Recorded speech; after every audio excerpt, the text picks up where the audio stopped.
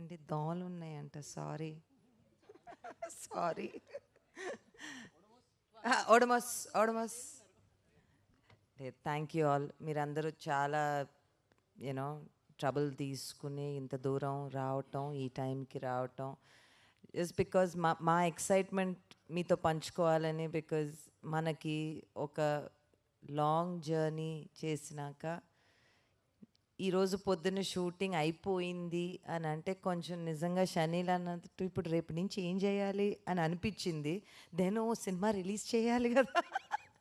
So I just think ఈ జర్నీలో మేము ఎంత ఏం చేసినా కూడా బయటికి తీసుకెళ్ళేది ఇట్స్ యు ఆల్.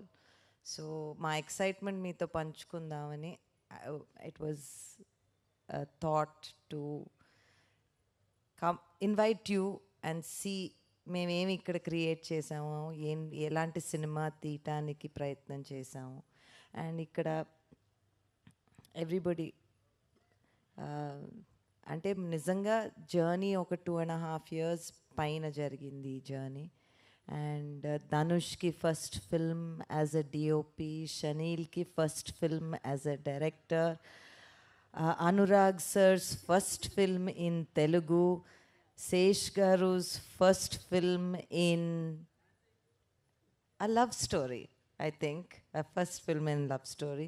నాగేంద్ర గారు నేను కొన్ని సినిమాలు కలిసి చేసాం. భీమ్స్ గారితో ఫస్ట్ టైం పాపం చాలా ఇబ్బంది పెట్టాము.